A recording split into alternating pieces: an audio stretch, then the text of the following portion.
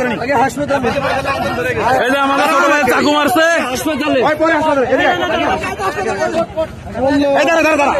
গামছা নে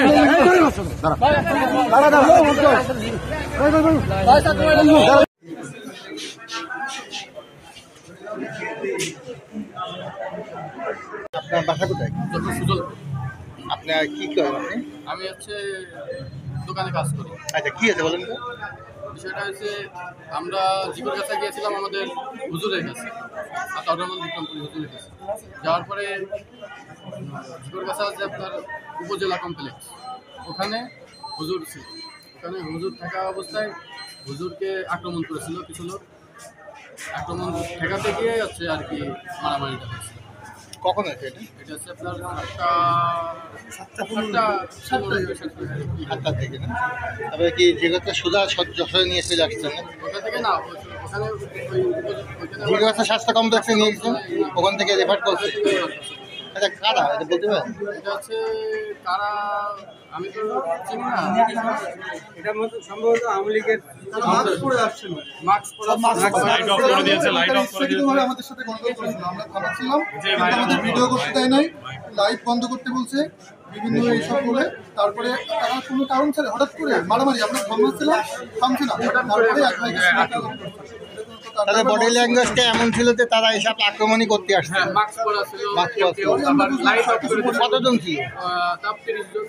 কি আনুমানিক কি মনে হয় আপনাকে কেন আসলে? এটা হচ্ছে আমাদের হুজুরের উপরে আন্দোলনের আপনার কেন্দ্রীয় যুদ্ধ সমন্বয়। ওনার নাম কি? আতাউর রহমান বিক্রম। উনি কোথায়? 01744 82 59 60 আপনার নাম কি? আমার নাম আতাউর রহমান বিক্রমপুরী। আচ্ছা, ঠিক আছে। আইডি কার্ডের নাম মোহাম্মদ আতাউর রহমান। আচ্ছা, ঠিক আছে। তা আপনি হলো এই যে বৈষম্য আন্দোলনে কোন পদে আছেন? আমি বৈষম্যহীন কারামুক্তি আন্দোলনের কেন্দ্রীয় জয়েন্ট সেক্রেটারি। আচ্ছা, কি হয়েছে আজকে? আমি তো এই অনলাইনে প্রচারণা চালাচ্ছিলাম যেখানে, কিন্তু ওখানে যে কোনো খারাপ আচরণ এরা করেন আমি বুঝতে পারিনি। ওরা আমাকে ডেকেছিল যে উপজেলা পরিষদে আসেন।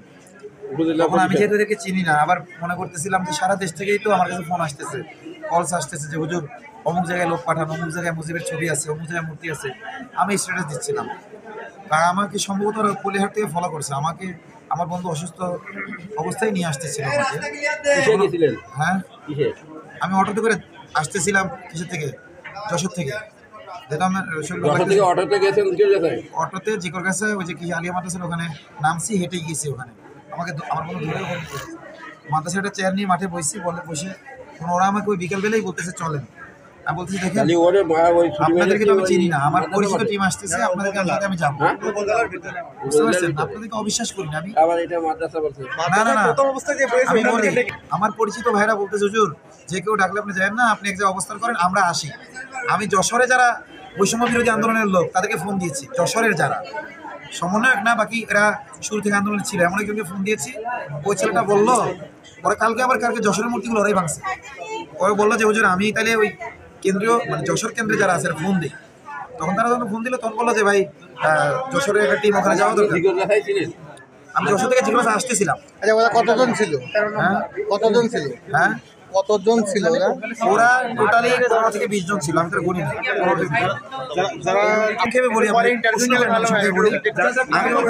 আমি ওখান থেকে এসে ওরা আমাকে ডাকলেও আমার সন্দেহ হয়, আমি যাইনি। আমি আলিয়া মাদ্রাসার ভিতরে যে ঢুকি এবং পোস্ট দিই আমার সাথীরা আলিয়া মাদ্রাসার ভিতরে আসো, কিন্তু তারা আমাকে মাগরিবের পর বলে যে হুজুর মেয়েরা শুরু করে দিয়েছে, আপনারা আর কত বসে থাকবেন, তাদের আশায় কথা থাকবেন, আমরা কি যথেষ্ট না? তোমার একটা মূর্তি মানে তখন বলতে মেয়েরা চলে গেছে, তখন বললো তোমরা যাও আমি আসতেছি।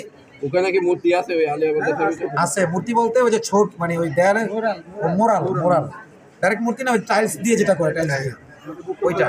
যখনই আমি ওখানে গেলাম আমার সাথে খারাপ আচরণ করা শুরু করলো ওরা। প্রথমে বলতে থাকলো যে এখানে যেন কোনো ধরনের লাইভ টাইপ করবে না, মানে খুব উগ্রতার সাথে মেয়েগুলো।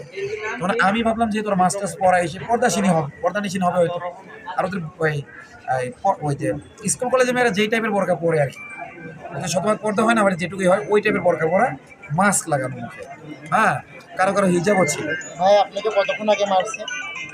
আমাকে মাগরিব থেকে এশার মাঝখানে মাগরিব 7:30টার দিকে বলো আমার টাইম মনে নেই মাগরিব থেকে আপনার হিসাব যারা আপনার ডাকছে ডেকে নিয়ে গেছে তারা কি পরিচয় দিচ্ছে আপনাকে? ওরা আমাকে বলে জিকর কাছে সমন্বয় একজন কেউ আহ্বায়ক আজহারুল ইসলাম আরিফ আচ্ছা ওই নাম্বারটা দেন নিন, যে নাম্বারটা ইয়েছে জি জি জি আমার ওই নাম্বার তুলছি আমার ফোন আমি একটু বের করি আসলাম ওখানে। আজহারুল ইসলাম আরিফ। সম্ভবত আমি ফেসবুকে দিয়েছি দেখেন আচ্ছা আচ্ছা আমি যতটুকু মনে পড়ে এটা এরকমই ফোন দেয় নাম্বার দাও।